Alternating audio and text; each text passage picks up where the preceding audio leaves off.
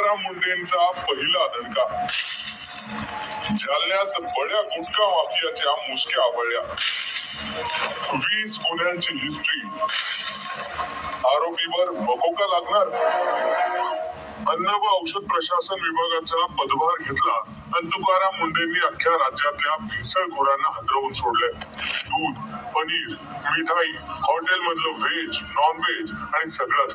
जिथं जिथं भेसळ होऊ शकते तिथं तिथं तुकाराम मुंडेंनी दणके दिले. अगदी औषधांमध्ये भेसळ करणाऱ्यांनाही सोडलेलं नाहीये. आणि त्यानंतर तुकाराम मुंडेंनी गुटखा माफियांच्या मुसक्या आवळायला सुरुवात केलेली आहे. तुकाराम मुंडेंनी इशारा दिल्यानंतर आता जालन्यात एका बड्या माफियावर कारवाई करण्यात आलेली आहे. एका बड्या गुटखा माफियाला पोलिसांनी अटक केलेली आहे. हे प्रकरण काय, हा माफिया कोण आहे, सविस्तर समजून घेऊ. जालन्यात कुख्यात गुटखा माफिया सतीश जयस्वालला पोलिसांनी अटक केली आहे.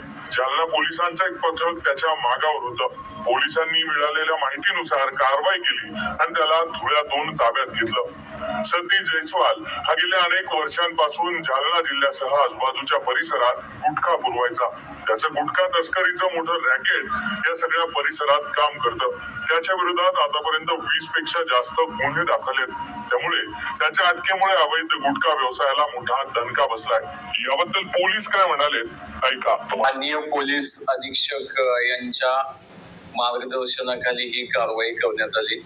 यामध्ये जो वॉन्टेड आरोपी आहे जयस्वाल उर्फ लाला यास माननीय पोलीस अधीक्षकांच्या पथकानं काल धुळ्यामधून अटक केलेली आहे. त्याच्यावर विविध असे 20 प्रकारचे गुन्हे दाखल आहेत आणि पुढील कारवाई आता चालू आहे.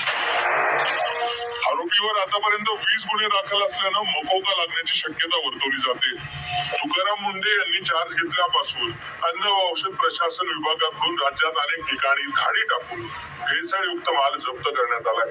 आता गुटखा, तंबाखू किंवा निकोटीन युक्त पान मसाला तसंच तत्सम तंबाखू मिश्रित प्रतिबंधित अन्न पदार्थांचं उत्पादन, साठवणूक, वाहतूक, वितरण आणि विक्री करणारे हे सध्या अन्न व औषध प्रशासनाच्या आणि पोलिसांच्या रडारवर आहेत. कारण अशा प्रकरणांमध्ये आता थेट अधिकाऱ्यांना तुकाराम मुंडेंनी निर्देश दिले.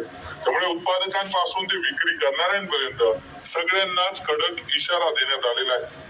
त्यामुळे आता मकोका गुन्हा दाखल करण्यासाठी आरोपीचा इतिहास पाहून त्याच्यावर थेट कारवाई केली जाणार असल्याचा इशारा तुकाराम मुंडेंनी दिला होता. मी इथे जॉईन झाल्यानंतर याच्यावरती आम्ही विचार केला काय करता येईल, कारण याच्यामध्ये this is a danger to public health आणि म्हणूनच तो आयटम प्रोहिबिट केलेला आहे. तर पब्लिक हेल्थला जर डेंजर असेल आणि तो आयटम प्रोहिबिट केलेला असेल तरी त्याचा व्यापार होत असेल, तिथं ट्रान्सपोर्ट होत असेल, होलसेलर विकत असतील, सेलर विकत असतील आणि तो अवेलेबल होत असेल तर त्याच्यावरती स्ट्रिंजेस्ट पॉसिबल ऍक्शन घेणं गरजेचं आहे. ह्या निष्कर्षापर्यंत पोहोचल्यामुळे आज दिनांक 12 जून रोजी मी मोका लावण्याचे आदेश पारित केलेले आहेत. So we have issued the order saying that MCOCA provisions will be, MCOCA कायदा, मकोका ज्याला आपण म्हणतो, Maharashtra control of organised crimes act 1999 हा आम्ही इन्व्होक केलेला आहे. ही माझी तिथली ऑर्डर आहे इश्यू केलेली. एकूणच तुकाराम मुंडेंच्या या कारवायांमुळे जनतेच्या आरोग्याशी खेळणाऱ्या सगळ्याच गुन्हेगारांच्या पायाखालची जमीन सरकली आहे. तसंच अन्न व औषध प्रशासन विभागातले अधिकारी कर्मचारी सुद्धा खडबडून जागे झालेत. त्यामुळे आता येणाऱ्या काळात आणखी काय काय कारवाया पाहायला मिळणार यावर सगळ्यांचं लक्ष लागून आहे. एकूणच तुकाराम मुंडे यांच्या कामाची स्टाईल आणि त्यांच्याकडून केल्या जाणाऱ्या कारवाया याबद्दल तुमची मतं काय ती कमेंट